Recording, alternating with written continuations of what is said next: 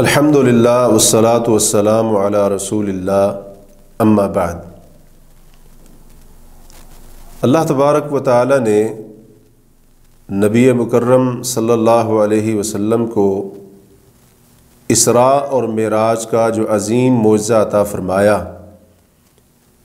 اس میں ہمارے لیے بہت سے دروس اور اسباق ہیں، اور اس واقعے کے ذریعے اہل ایمان کو بہت سی چیزوں کی تعلیم دی گئی ہے۔ اس واقعے کے ذریعے اللہ تعالیٰ نے ایک بڑی اہم چیز جس کی ہمیں تعلیم دی ہے وہ یہ کہ ہمیں اللہ اور اس کے رسول صلی اللہ علیہ وسلم کی ہر بات کے اوپر یقین رکھنا چاہیے اور ان کی ہر بات کی تصدیق کرنی چاہیے، اگرچہ وہ چیز اس کا واقع ہونا بظاہر ناممکن ہی نظر کیوں نہ آ رہا ہو، لیکن پھر بھی ہمارے ایمان کا تقاضا ہے کہ ہم اپنے رب کی بات کی تصدیق کریں اور اپنے پیغمبر علیہ السلام کی بات کو سچ مانیں، کیونکہ اللہ تبارک و تعالیٰ کے لیے کوئی چیز بھی ناممکن نہیں ہے۔ جیسا کہ یہی اسراء اور معراج کا واقعہ ہے، نبی صلی اللہ علیہ وسلم کا رات کے کچھ حصے میں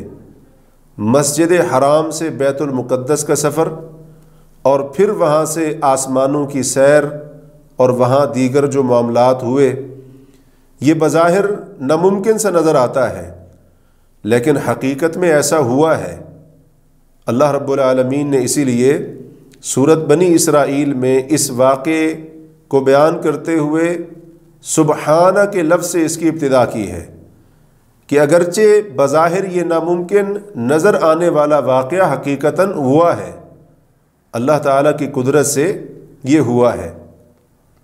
اور پھر اس موقع کے اوپر حضرت ابو بکر صدیق رضی اللہ تعالی عنہ کا واقعہ بھی ہمیں یاد رکھنا چاہیے کہ انہوں نے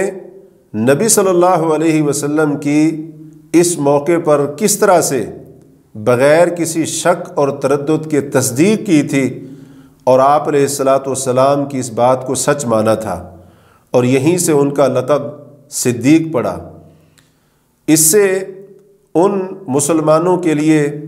عبرت ہے، اور اس میں ان مسلمانوں کے لیے لمحہ فکریہ ہے جو عقل، مشاہدات، سائنسی تجربات وغیرہ کی وجہ سے دین کی بعض ثابت شدہ باتوں یا بعض احادیث کا انکار کر دیتے ہیں،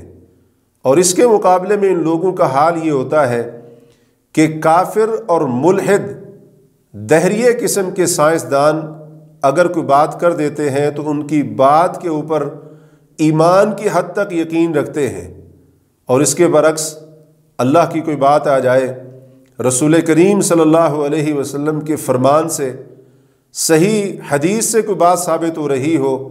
تو اس کے بارے میں اس طرح کے نام نہاد مسلمان یہ اعتراض کرنا شروع کر دیتے ہیں کہ ایسا کیسے ہو سکتا ہے، یہ ایک مسلمان کے شایان شان نہیں ہے۔ ایمان تو صدیق اکبر جیسا ہونا چاہیے کہ ایک چیز، ایک واقعہ بظاہر ممکن نظر نہیں آتا ہے، عقل، مشاہدے، تجربے کے خلاف ہے، لیکن حضرت ابو بکر صدیق رضی اللہ عنہ کا ایمان اس قدر بلند تھا اور اس کا معیار اتنا بلند تھا کہ انہوں نے ان تمام چیزوں کے خلاف نظر آنے والے واقعے کی تصدیق کی، کیونکہ رسول کریم صلی اللہ علیہ وسلم نے ایسے فرمایا تھا۔ تو اس سے ہمیں یہ سبق سیکھنا چاہیے اور یہ تعلیم حاصل کرنی چاہیے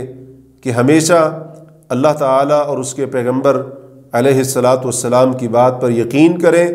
اور تصدیق کریں، اگرچہ وہ بات ظاہر کے خلاف ہی کیوں نہ ہو۔ اور اسی طرح سے مادیت کے اس دور میں اس یقین کی بڑی اہمیت اور بڑی قدر و قیمت ہے، اور اس سے یہ بھی پتہ چلتا ہے کہ ہمیں دین کی کسی بات کو اپنے عقل کے اوپر نہیں پرکھنا چاہیے کہ اگر ہماری عقل اس کو مانے گی تو ہم اس کو قبول کریں گے، عقل نہیں مانے گی تو اس کی تردید کر دیں گے، اس کو رد کر دیں گے۔ یہ معیار ہرگز نہیں ہونا چاہیے۔ انسانی عقل اللہ اور اس کے رسول صلی اللہ علیہ وسلم کی بات کے صحیح یا غلط ہونے کے لیے معیار اور کسوٹی نہیں ہے، بلکہ ایک مسلمان کے لیے معیار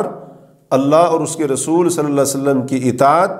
اور ان کی کامل اتباع اور پیروی ہے۔ اسی کے اندر ایک مسلمان اور مومن کی کامیابی کا راز مخفی ہے۔ اللہ تبارک و تعالی ہمیں کامل یقین عطا فرمائے اور اللہ تعالی ہمیں ایمان کامل عطا فرمائے۔ وباللہ التوفیق۔